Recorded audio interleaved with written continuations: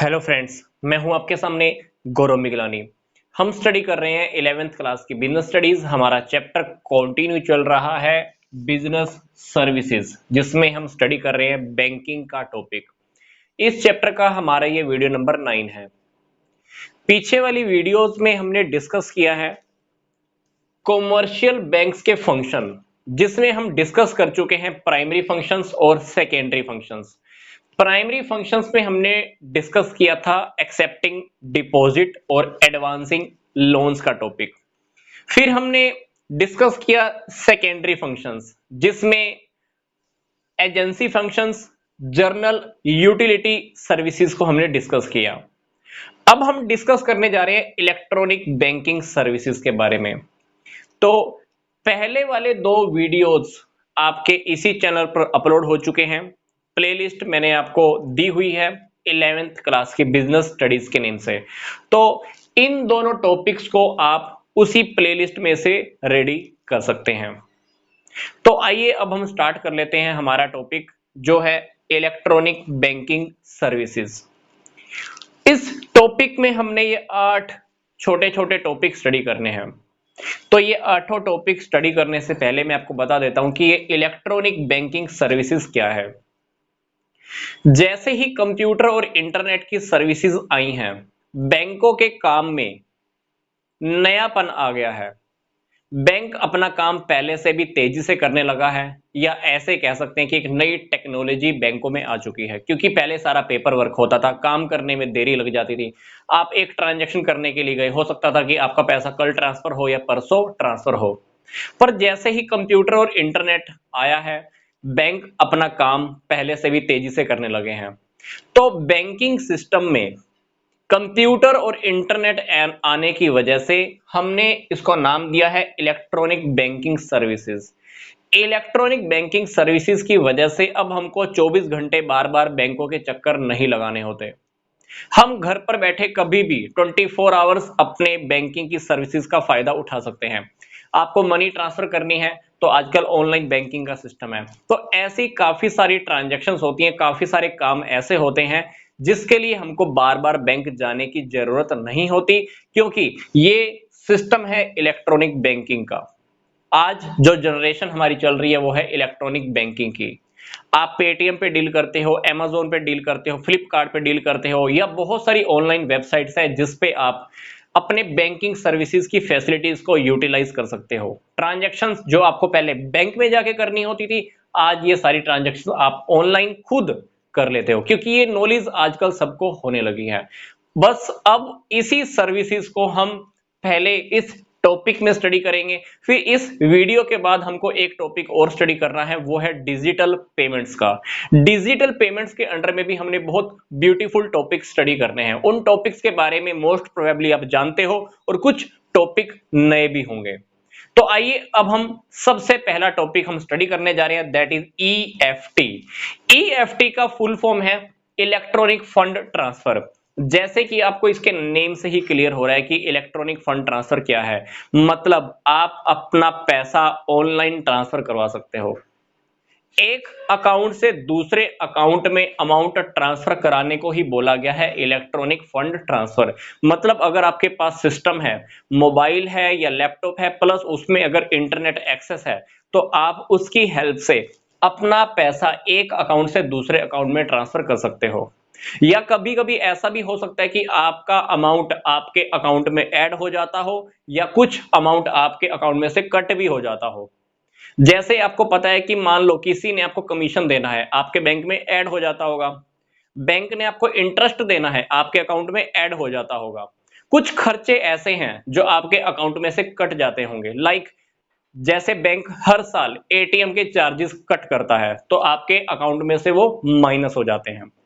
तो सिंपल सी बात है कि बैंक आपको काफी सारी फैसिलिटीज प्रोवाइड करता है इस इलेक्ट्रॉनिक फंड ट्रांसफर को लेकर।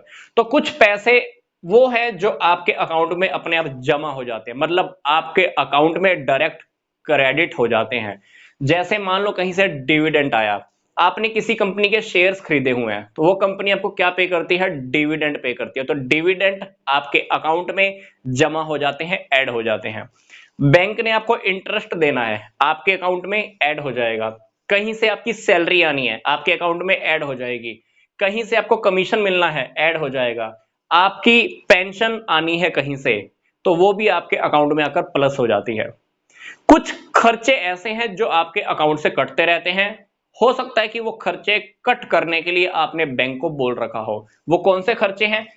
किसी बिल की पेमेंट करनी है, जैसे जियो के सॉफ्टवेयर के अंदर एक ऑप्शन होता है माई जियो के अंदर, उसमें हम हैशल फ्री ट्रांजैक्शन कर सकते हैं। मतलब जैसे ही आपका एक पूरा महीना कंप्लीट होता है, 3 महीने मान लो आपको खत्म होते हैं और 3 महीने के बाद मान लो आपका रिचार्ज खत्म हो जाता है, तो जियो की सर्विसेज के अकॉर्डिंग 3 महीने के बाद आपका नेक्स्ट रिचार्ज अपने आप ही एक्टिव हो जाता है और आपका जो बैलेंस है बैंक अकाउंट में से कम हो जाता है। तो ऐसी कुछ सर्विसेज भी हैं जो कंपनीज देती हैं या बैंक भी देते हैं कि मान लो आपने लोन की इंस्टॉलमेंट पे करनी है या इंश्योरेंस की पॉलिसी पे करनी है या क्रेडिट कार्ड का की ड्यू अमाउंट है वो आपने पेमेंट करना है, तो वो आपके अकाउंट में से माइनस हो जाता है। मतलब ये वाली वो ट्रांजैक्शन है जो आपके अकाउंट में प्लस हो जाती है, ये वो ट्रांजैक्शन है जो आपके अकाउंट में से माइनस हो जाती है। अब बात ये आती है कि इलेक्ट्रॉनिक फंड ट्रांसफर के क्या एडवांटेजेस हैं। सिंपल सी बात है, मैं आपको अभी एक रिचार्ज की बात कर रहा था। मान लीजिए आप कहीं पर हो, आपका रिचार्ज सडनली खत्म हो गया। आप मान लीजिए आप इंटरनेट एक्सेस भी नहीं कर पाओगे, पर अगर आपने एक ऐसी फैसिलिटी कंपनी से या बैंक से ले रखी है कि जैसे ही मेरा रिचार्ज खत्म हो, मेरा दूसरा रिचार्ज अपने आप ही एक्टिव हो जाए, चाहे मेरे बैंक में से पैसे कट जाए, इट्स ओके। तो अब इस रिचार्ज का फायदा क्या होगा? आपका जब रिचार्ज खत्म हुआ, दूसरा रिचार्ज अपने आप ही एक्टिव हो गया। तो मान लो आप कहीं मजबूरी में खड़े हो, तो उस मजबूरी के टाइम पर आप इंटरनेट एक्सेस नहीं कर पाओगे अगर आपका रिचार्ज अपने आप एक्टिवेट नहीं होता। अब एक्टिवेट होता है तो देखो आपको कितनी अच्छी फैसिलिटी अवेलेबल हो रही है, सिर्फ इलेक्ट्रॉनिक फंड ट्रांसफर होने की वजह से।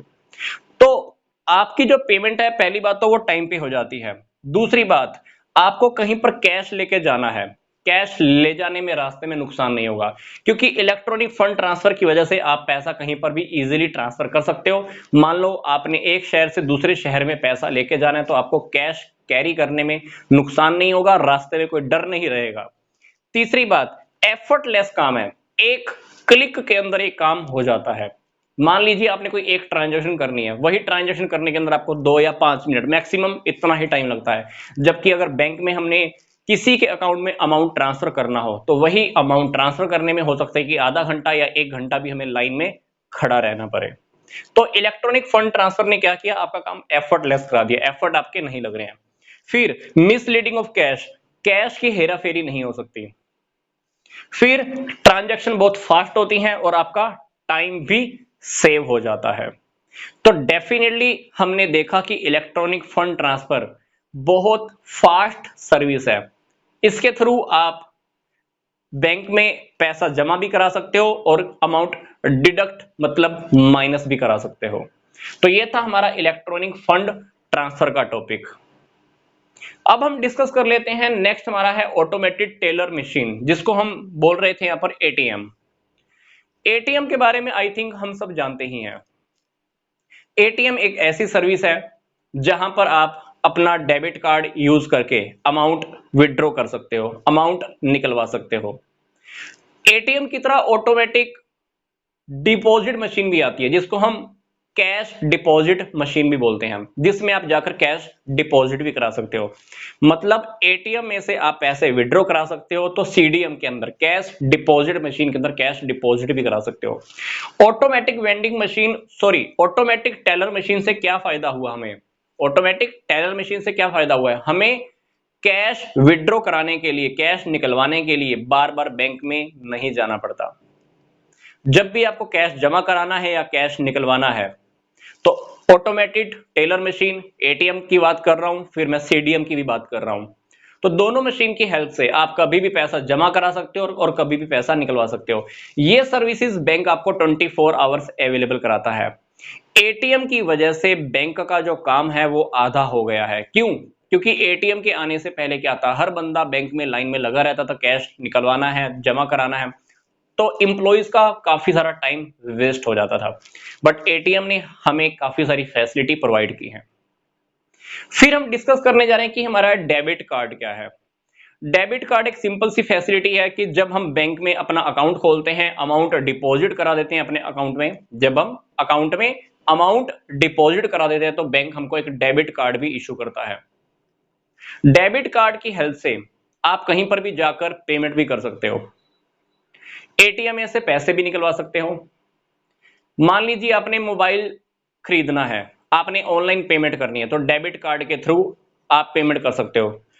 आपके अकाउंट में से पैसा कट जाएगा और जिससे आपने मोबाइल खरीदा है उसके अकाउंट में डिपॉजिट हो जाएगा। मतलब आपके अकाउंट में से अमाउंट डेबिट, सेलर के अकाउंट में वही अमाउंट क्या हो जाएगा, क्रेडिट हो जाएगा। तो डेबिट कार्ड एक बहुत ब्यूटीफुल फैसिलिटी है।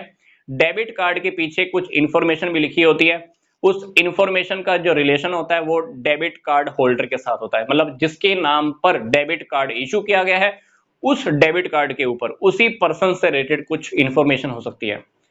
एक्सपायरी डेट भी होती है, इशू की डेट क्या है, कुछ नंबर भी दिए होते हैं, प्लस होल्डर का नेम भी होता है। कभी कभी आजकल तो एक डिजिटल चिप भी लगी होती है जिसके अंदर सारा डाटा स्टोर रहता है। तो ये था हमारा डेबिट कार्ड।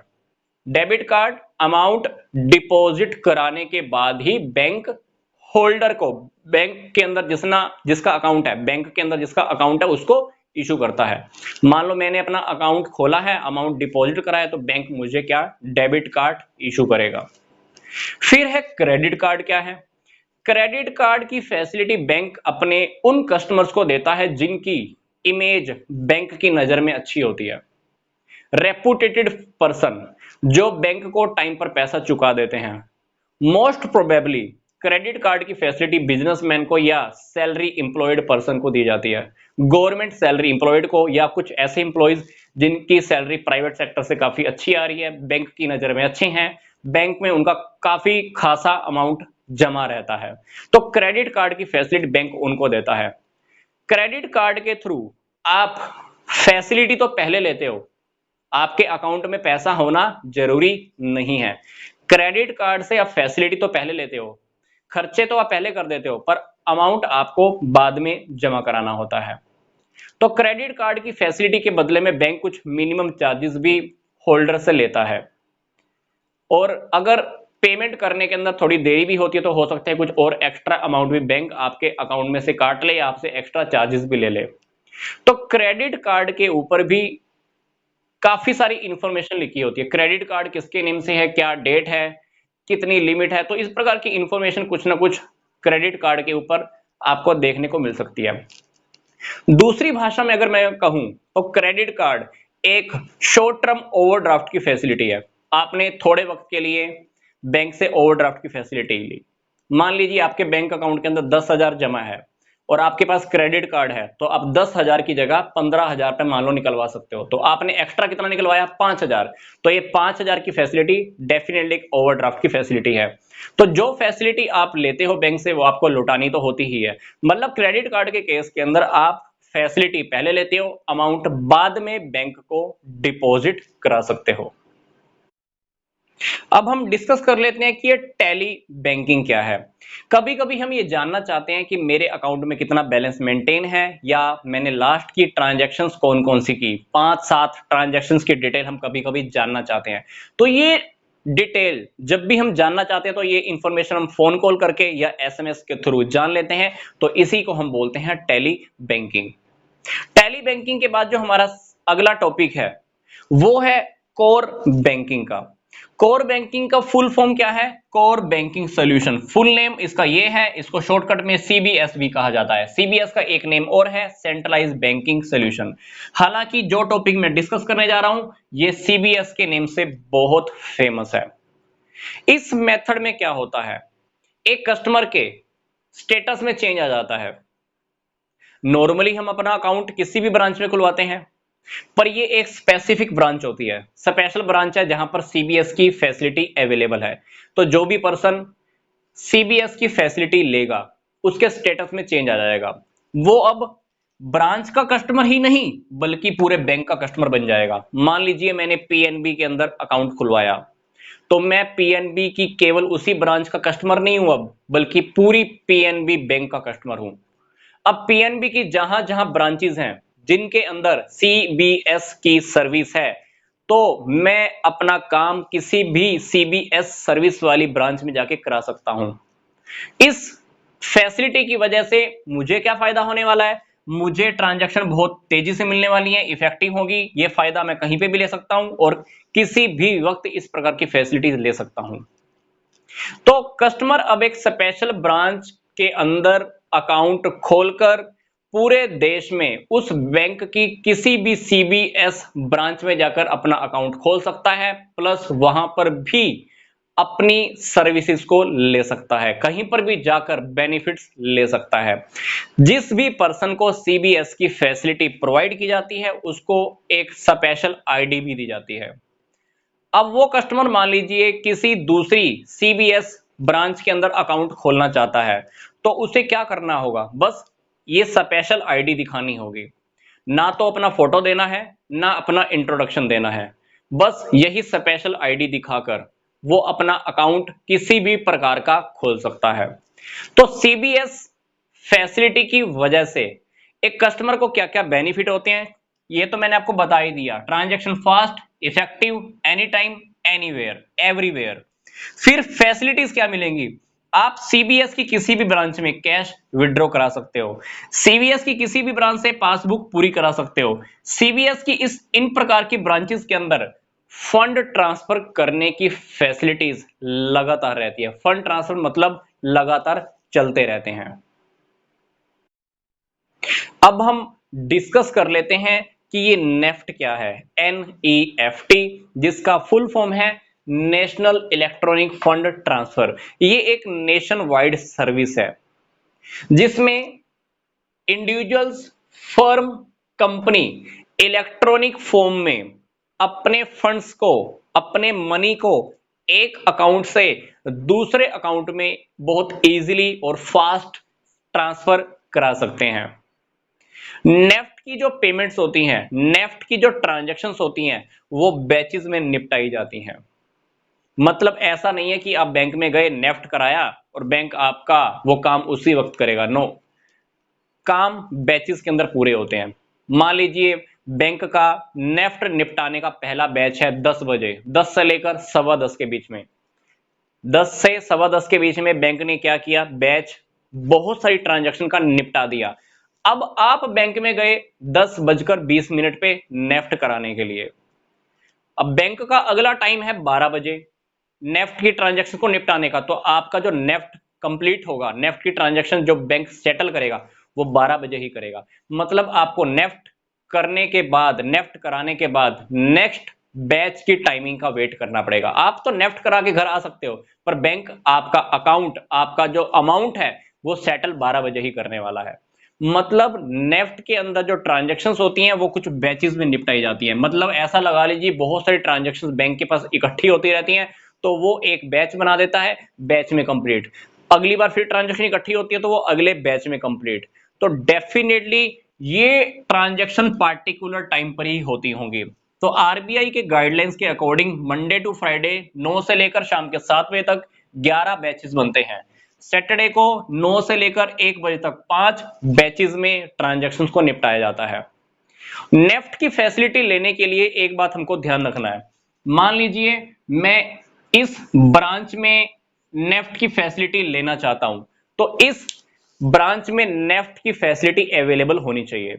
दूसरी बात, मान लीजिए मैं इस ब्रांच से दूसरी ब्रांच के अंदर अमाउंट ट्रांसफर करना चाहता हूं, तो इस ब्रांच में भी नेफ्ट की फैसिलिटी अवेलेबल होनी चाहिए। मान लीजिए यहां पर तो नेफ्ट है, यहां पर फैसिलिटी नहीं है नेफ्ट की, तो मैं अमाउंट यहां से वहां ट्रांसफर नहीं कर सकता, क्योंकि यहां तो नेफ्ट है, यहां इस ब्रांच में नेफ्ट की फैसिलिटी नहीं है। तो जिस अकाउंट से, जिस जगह से आपने नेफ्ट कराना है, नेफ्ट की फैसिलिटी वहां पर भी होनी चाहिए, जहां पर करवाना चाहते हो उस ब्रांच में भी नेफ्ट की फैसिलिटी होनी बहुत जरूरी है। अब हम ये देख लेते हैं कि नेफ्ट के क्या फीचर्स हैं। Feature number 1, NEFT enabled. ये बात मैंने आपको अभी बता दी कि आपने अगर ट्रांजैक्शन करनी है जिस ब्रांच से, तो वहां पर नेफ्ट एक्टिवेट होना चाहिए, उसकी फैसिलिटी उस ब्रांच के पास होनी चाहिए। दूसरी बात, आपका अकाउंट बैंक में है या नहीं है, आप नेफ्ट की फैसिलिटी ले सकते हो डेफिनेटली। तीसरी बात, नेफ्ट इनेबल्ड कैन रिसीव, इस ब्रांच में अगर नेफ्ट इनेबल है तभी इसको अमाउंट रिसीव हो सकता है, अदरवाइज नेफ्ट इसको रिसीव नहीं होने वाला।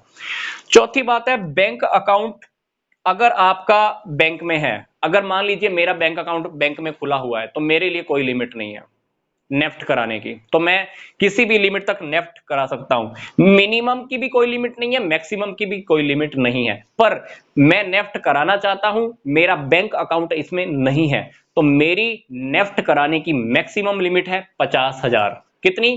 50,000। ये बात मैं आपको फिर से रिपीट कर देता हूं, मेरा अगर बैंक अकाउंट है तो मिनिमम और मैक्सिमम की कोई लिमिट नहीं है, अगर मेरा अकाउंट नहीं है तो मेरी मैक्सिमम की लिमिट कितनी है? सिर्फ 50,000। तो सिंपल सी बात है कि अगर आप 1 लाख रुपए तक का नेफ्ट कराना चाहते हो तो आपसे 5 रुपए प्लस सर्विस टैक्स लिया जाएगा। 1 लाख से 2 लाख तक का नेफ्ट कराओगे तो 15 रुपए प्लस सर्विस टैक्स। 2 लाख से ऊपर की अगर आप नेफ्ट कराओगे तो 25 रुपए 25 रुपीज प्लस सर्विस टैक्स हमसे चार्ज किया जाता है। तो सिंपल सी बात है कि चार्जेस रिसीवर से नहीं लिए जाते। मान लीजिए मैंने पैसा भेजना है दूसरे पर्सन को, तो जिसके अकाउंट में पैसे जाने हैं उस पर्सन से चार्जेस नहीं लिए जाएंगे। नेफ्ट मैंने कराया है तो बैंक मेरे से पैसे लेने वाला है। फिर फीचर नंबर 7, फीचर नंबर 7 के अंदर क्लियर ये बात बोली हुई कि फॉरेन की मनी आप ट्रांसफर नहीं कर सकते, क्योंकि ये टॉपिक देखो क्या लिखा हुआ था, नेशन वाइड सिस्टम है, देश का सिस्टम है, तो आप देश का पैसा एक जगह से दूसरी जगह देश में ही भेज सकते हो, मतलब फॉरेन की करेंसी, फॉरेन का पैसा ट्रांसफर नहीं कर सकते नेफ्ट के थ्रू। फिर हमारा फीचर नंबर 8, ये बात मैंने आपको पहले भी बताई थी, जितनी भी ट्रांजैक्शन सेटल की जाती हैं वो सारी बैचेस में की जाती हैं। अब हम डिस्कस कर लेते हैं आरटीजीएस का topic, real time gross settlement. RTGS एक बैंक से दूसरे बैंक में फंड्स ट्रांसफर करने की एक ऐसी टेक्निक है जिसमें रियल टाइम और ग्रोस के बेस पर फंड्स ट्रांसफर किए जाते हैं। अब रियल टाइम और ग्रोस का क्या मीनिंग है ये देख लेते हैं।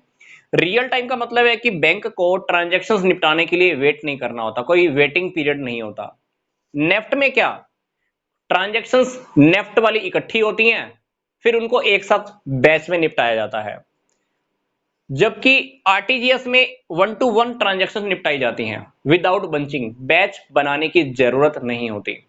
मान लीजिए आप नेफ्ट कराने के लिए गए, आप नेफ्ट कराने के लिए गए, बैंक ने 10:20 तक एक बैच निपटा दिया नेफ्ट का। अब आपने नेफ्ट कराई है 10:30 बजे, तो हो सकता है कि अगला बैच बैंक का हो 11 बजे, तो आपकी ट्रांजैक्शन कब सेटल करेगा बैंक? 11 बजे। पर आरटीजीएस में ऐसा नहीं है, आपने जब आरटीजीएस कराई वो आपकी ट्रांजैक्शन को उसी टाइम ही सेटल करेगा, मतलब इसमें वेटिंग पीरियड नहीं होता है। 1-to-1 बेसिस पर आरटीजीएस कंटिन्यू सेटल करता रहता है बैंक, बैचेस नहीं बनते हैं। आरबीआई के गाइडलाइंस के अकॉर्डिंग आरटीजीएस को सेटल करने का टाइम मंडे टू फ्राइडे सुबह के 9 से लेकर 4:30 बजे तक, सैटरडे को 9 बजे से लेकर दोपहर के 1:30 बजे तक है। अब हम आरटीजीएस के फीचर्स स्टडी कर लेते हैं।